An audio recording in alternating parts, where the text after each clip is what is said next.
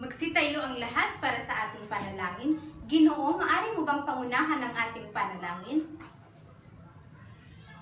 Maraming salamat. Magandang araw mga mag-aral. Ako nga pala si Binibining Sarhana Unaid, ang inyong magiging guro sa araw na ito. Bago kayo umupo sa inyong upuan ay pakiayos ang mga sarili at upuan at pakipulot na rin ang mga basura. Maaari na kayong umupo. Class, may lumiban ba ngayon? Magaling kung wala. Ngayong class ay narito ang ating layunin para sa araw na ito. Basahin ng sabay-sabay. Maraming salamat. Bago tayo magsimula sa ating paksa ngayong araw, ay may inihanda ako ritong gawain na kung saan ang klaseng ito ay papangkatin ko sa dalawa. Ito ang magsisilbing unang pangkat at ito naman ang pangalawang pangkat. At tutupuin niyo lamang kung ano ang maaaring ugnay sa salitang pananaliksik. Maliwanag ba? At bibigyan ko lamang kayo ng 2 minuto para tukuyin kung ano ang salitang maaaring iugnay sa pananaliksik. At pumili lamang ng isang representatibo para magbahagi kung ano ang kanilang naisip na salitang maaaring iugnay sa pananaliksik. Ang inyong 2 minuto ay nagsisimula na. Ang inyong 2 minuto ay tapos na. Unang pangkat, maaari nyo nang simulan. Magaling! Bigyan natin ng 3 bagsak ang unang pangkat. Pangalawang pangkat. Okay, maraming salamat. Magaling. Bigyan din natin ng 3 bagsak ang pangalawang pangkat. Tama, class. Ang inyong mga sagot ay maaaring tama. So ngayong class, base sa inyong ginawang gawain, ano sa palagay ninyo ang ating paksa ngayong araw? Binibini? Tumpak! Ang ating magiging paksa ngayong araw ay ang iba't ibang uri ng pananaliksik. Ngayong class ay nais kong kumuha kayo ng malinis na papel at panulat dahil may inihanda ako ritong word puzzle. Sa loob ng 1 minuto, nais kong hanapin ninyo ang salitang may kinalaman sa uri ng pananaliksik at isulat ninyo sa malinis na papel dahil mamaya ay tatawag ako ng mga mag-aaral para ibahagi kung ano ang salitang nahanap nila. Maliwanag ba? Class, ang inyong 1 minuto ay tapos na. Binibini, maaari mo bang ibahagi sa klaseng ito kung ano ang nahanap mong sagot? Maraming salamat. Bigyan natin ng 3 bagsak si Binibini. Class, lahat ba ay nakahanap ng salita na katulad ng salitang nahanap ni Binibini? Magaling! Bigyan din natin ang ating sarili ng 2 bagsak.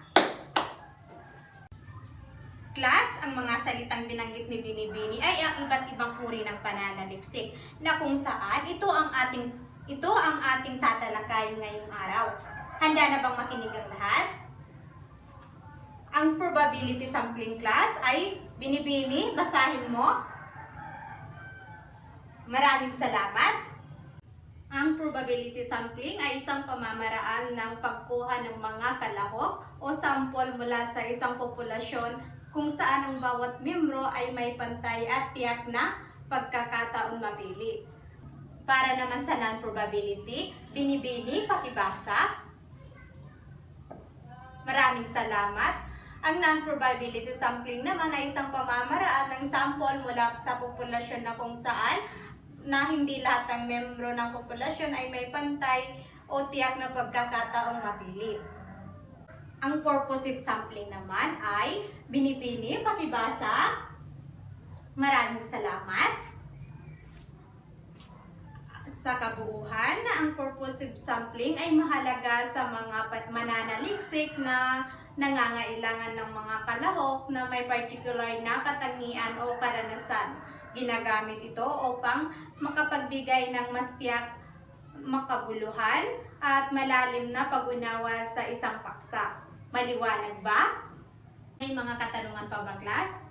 Ngayon, kung wala na kayong katanungan, ay may pangkatanggawan tayo na kung saan manatili lang sa pangkat kanina. Maliwanag ba? Makinig sa panuto, class. May ibibigay akong 3 meta cards sa bawat pangkat na kung saan nakasulat sa mga meta cards ang probability sampling, non-probability sampling, at purposive sampling. May mga tanong akong inihanda dito. Ang gagawin nyo lamang ay huhulaan ninyo kung ito ba ay probability sampling, non-probability sampling, at purposive sampling.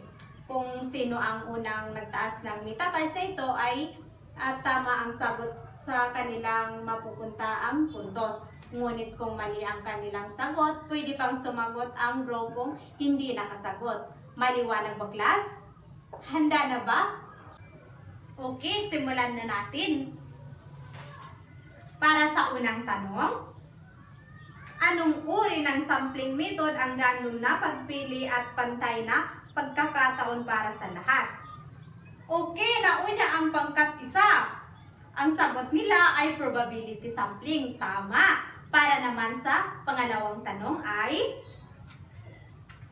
anong uri ng sampling method ang pumipili ng kalahok na may tiyak na katangian na may kaugnayan sa layunin ng pananaliksik? Okay, nauna ang pangalawang pangkat. Ang kanilang sagot ay purposive sampling. Bigyan natin ng 3 bagsak. Para sa huling tanong ay, anong uri ng sampling ang hindi random ang pagpili at depende sa layunin ng mananaliksik? Okay, nauna ang unang pangkat. Ang kanilang sagot ay ang non-probability sampling. Bigyan natin ng 3 bagsak. At nanalo ang unang pangkat, sa kanila mapupunta ang puntos. Ngayong class ay magkakaroon muli tayo ng aktibidades.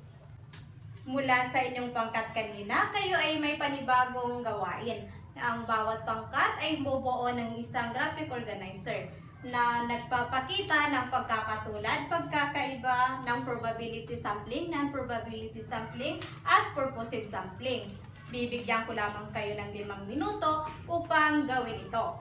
Isulat ito sa Manila paper na aking ibinigay. Pagkatapos ay pipili kayo ng isang membro ng grupo na magbabahagi ng inyong ginawa. Malinaw ba, class? Ang inyong 5 minuto ay nagsisimula na. Tapos na ang inyong 5 minuto. Unang pangkat, maaari nyo nang simulan. Mahusay, bigyan natin ng 5 bagsak ang unang pangkat. Pangalawang pangkat naman, magaling, bigyan din natin ng 5 bagsak ang pangalawang pangkat. Ang bawat pangkat ay tama ang naging sagot dahil lahat ng inyong nabanggit ay nakapaloob sa iba't ibang uri ng pananaliksik. Ngayong class ay may panibagong gawain tayo. Kumuha ng malinis na papel at isulat ang sagot sa bawat bilang. At ipaliwanag ng maikli ay 1 o 2 pangungusap lamang kung bakit ito ang pinakamainam na pamamaraan ng sampling para sa sitwasyon. Maliwanag ba, class? Basahin muna ang panuto. Maraming salamat. Bibigyan ko lamang kayo ng 2 minuto para tukuyin ang mga ito. At pagkatapos ay pasana dito sa unahan. Maliwanag ba, class? Ang inyong 2 minuto ay nagsisimula na. Ang inyong 2 minuto ay tapos na, class. Ipasa na sa unahan.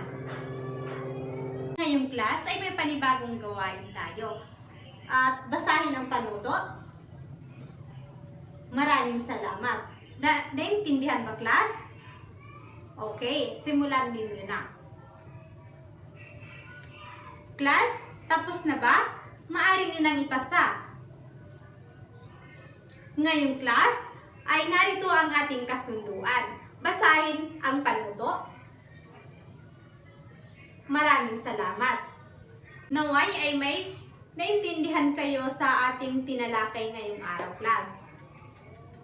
Sitayo ang lahat. Paalam, mga mag-aaral. Maaari na kayong umupo.